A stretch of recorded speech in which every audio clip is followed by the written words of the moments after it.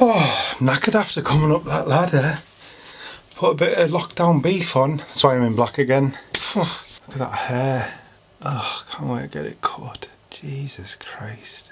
Alright, how's it going? I'm that ginger photographer, hashtag not Ed Sheeran. Today I'm going to be talking about something that totally changed my photography. As soon as I heard about it, I applied it to my camera and it just totally changed how I got to compose the image and focus. Whether it's people moving fast, confetti, dance floors, it really helps with that and it helps you nail the picture a lot more. And of course, I'm not going to pretend you don't know what it is because you've obviously read the title of this video and you've clicked on the thumbnail, so you know what it is. It's back button focusing. And just to really quickly go into back button focusing, if you don't know what it is, when you've got your normal camera set up, you half press this to focus and then fully press it to take the picture. So whatever you want to take a picture of, you half press that button, it focuses, and then you click it and that's the picture taken. With back button focusing, you're replacing the half press with one of the buttons on the back.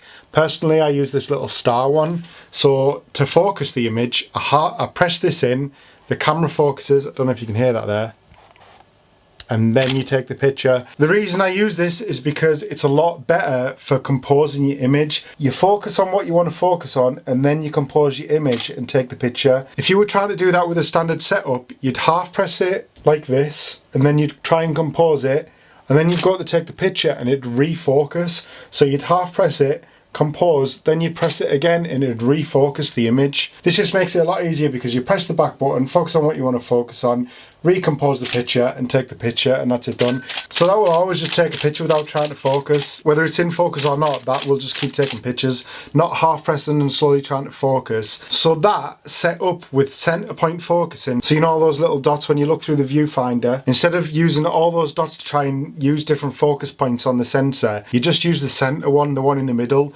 So whatever you point your camera at, the middle is what's going to be in focus, and it's just so easy because you know exactly where you want to be focusing. You recompose the picture, take the picture. So for instance, I'm focusing on this microphone, it's in the center now. I recompose it so it's at the very bottom right and I take the picture.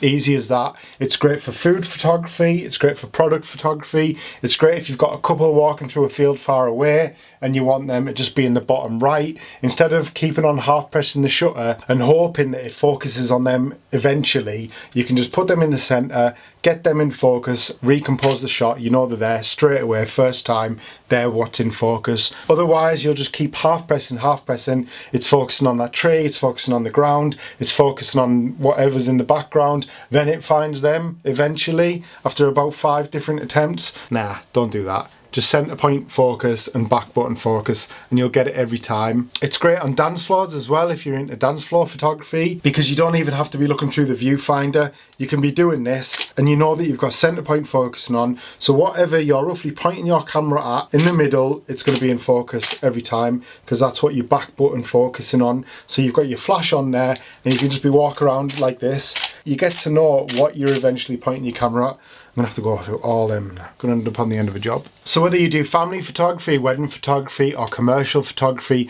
whatever it is you're starting out in, or maybe you're already into, just give it a go, give it a try, see what you think, and I definitely think you'll see the benefits. Like I've said, whether it's kids playing for your family photography and you want to get them first time every time, it'll help with that. Whether you're composing pictures of product or food and you need to recompose the picture, it's great for that because it'll stay in focus on what you've focused on, whether it's a plate of chips or some chicken or some noodles, whatever it is. One thing I do need to point out is once you've focused on whatever you want to focus on, you can recompose the shot, no problem. But if you start moving your camera back and forth, you're changing the focus location. So you can focus an image, recompose it and take it, and that will still be in focus.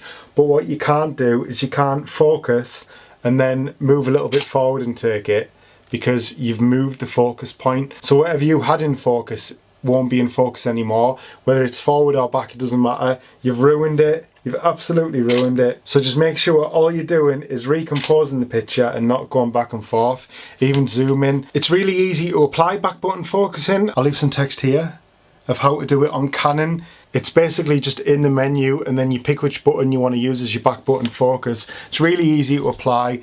If you're Nikon or anything else like that, you'll have to just Google it, but Canon, I got you. Really quick video, I know, but I just wanted to talk about the benefits of back button focusing and how I think it'll really help your photography, your composition and your focus, and even getting those fast pictures, because you just be like this. Whoa, look how fast you can focus and take a picture.